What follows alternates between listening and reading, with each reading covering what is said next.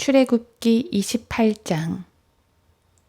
너는 이스라엘 자손 가운데서 내 형 아론과 그의 아들들을 그와 함께 내게로 오게 하여 그가 제사장 직분으로 나를 섬기도록 할지니 아론과 아론의 아들들인 나답, 아비후, 엘라살과 이다말이라. 너는 내 형 아론을 위하여 영광과 아름다움을 위한 거룩한 의복을 만들지니라. 너는 내가 지혜의 영으로 충만케 한 마음이 지혜로운 모든 자에게 말하여 그들로 아론을 성별케 할 그의 옷을 만들게 하여 그가 제사장 직분으로 나를 섬기도록 하라. 이것들이 그들이 만들 의복들이니 흉배와 에봇과 겉옷과 자수옷과 관과 허리띠라. 그들이 내 형 아론과 그의 아들들을 위하여 거룩한 의복을 만들어 그가 제사장 직분으로 나를 섬기도록 하라. 그들은 금실과 청색, 자색, 주홍색 실과 가는 배실을 사용할지니라. 그들이 금실과 청색, 자색, 주홍색 실과 가늘게 꼰 배실을 써서 정교한 솜씨로 에봇을 만들되 에봇의 어깨띠를 2개 만들어 양쪽 가에다 달아서 서로 연결되게 하고 에봇 위에 있는 정교한 허리띠는 그 방법대로 같은 것으로 만들지니 금실과 청색, 자색, 주홍색 실과 가늘게 꼰 배실로 할지니라. 너는 얼룩마노 2개를 취하여 그 위에 이스라엘 자손의 이름들을 새기되 그들의 출생 순위에 따라 한 보석에 그 6 이름을 다른 보석에 나머지 6 이름을 새기며 너는 보석에 새기는 자의 솜씨로 인장을 새기듯이 이스라엘 자손의 이름들을 그 2 보석에 새기고 보석들을 금장식에 물릴지니라. 너는 그 2 보석을 에봇 어깨 위에 붙여 이스라엘 자손에게 기념의 보석들로 삼되 아론은 주 앞에서 그들의 이름을 자기 2 어깨에 메어서 기념이 되게 할지니라. 너는 금장식들을 만들고 양 끝에 순금으로 2 사슬을 만들어 그것들을 꼬아서 그 꼰 사슬들을 그 장식들에다 고정시킬지니라.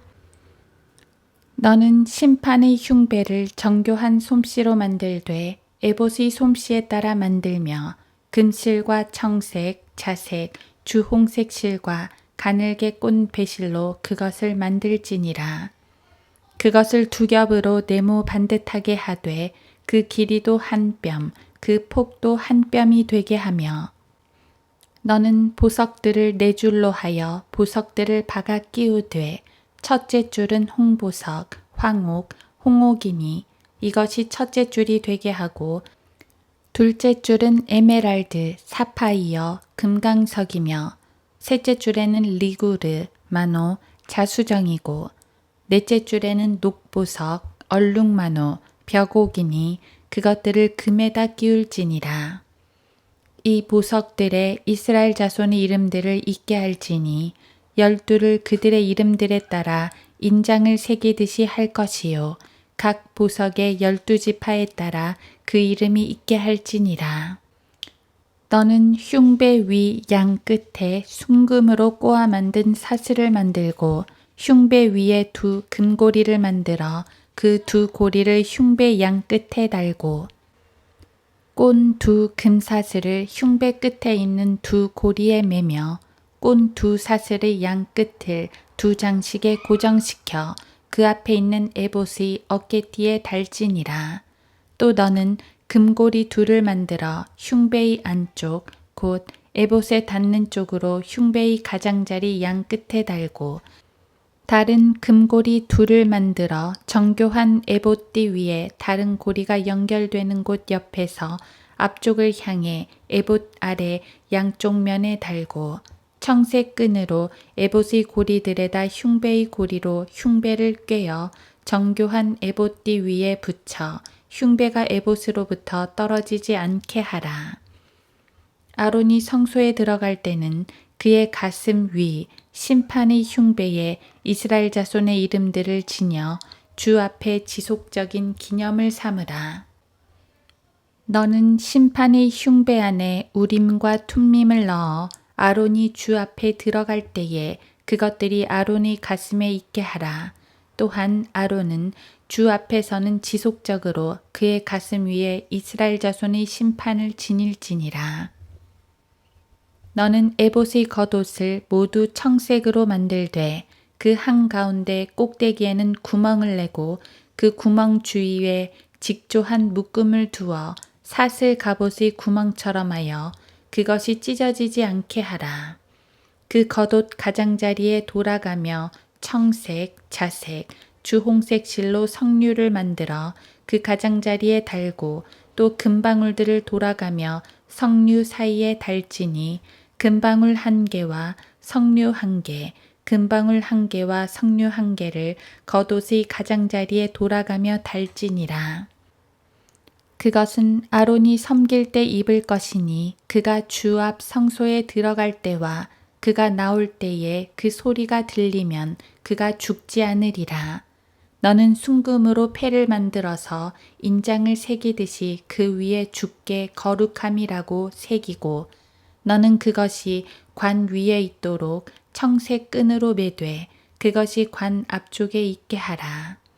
이 패가 아론의 이마에 있게 하여 이스라엘 자손이 그들의 모든 거룩한 예물로 신성하게 하는 거룩한 것들에 대한 죄악을 아론으로 하여금 감당하게 하라.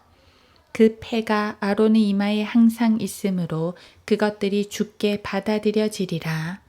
너는 가는 배실로 옷을 수놓고 또 가는 배실로 관을 만들고 너는 허리띠를 바느질해서 만들지니라. 아론의 아들들을 위하여 너는 옷들을 만들며 그들을 위하여 허리띠들을 만들고 모자들을 만들되 영광과 아름다움을 위하여 만들라. 그것들을 내 형 아론과 그와 함께한 그의 아들들에게 입히고 그들에게 기름을 붓고 그들을 성결하게 하고 그들을 거룩하게 하여 그들로 제사장 직분으로 나를 섬기게 할지니라. 너는 그들에게 배로 속옷들을 만들어 그들의 벌거벗음을 가리게 할지니 그 옷들은 허리에서 넓적다리에까지 이르게 하라. 아론과 그의 아들들은 회중의 성막에 들어갈 때나 성소에서 섬기려고 제단에 가까이 갈 때에 그것들을 입어야 그들이 죄를 짓지 않아서 죽지 않으리니 그것이 그와 그의 뒤에 올 그의 씨가 지켜야 할 영원한 규례가 되리라.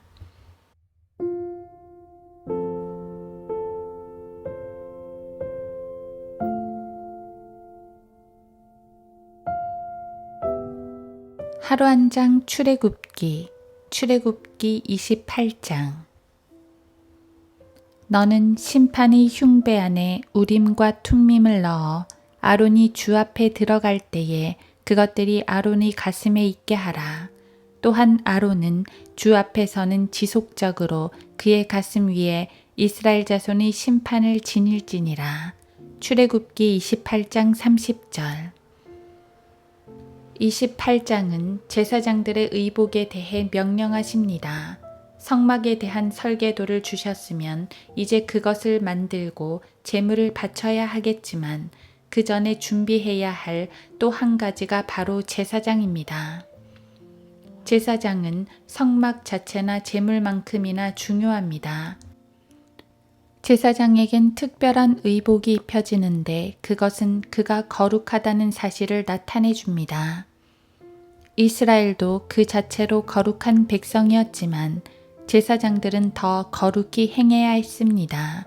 물론 신약에는 제사장과 백성의 구별이 따로 없습니다. 우리 모든 성도들이 곧 하나님을 섬기는 제사장이기 때문입니다.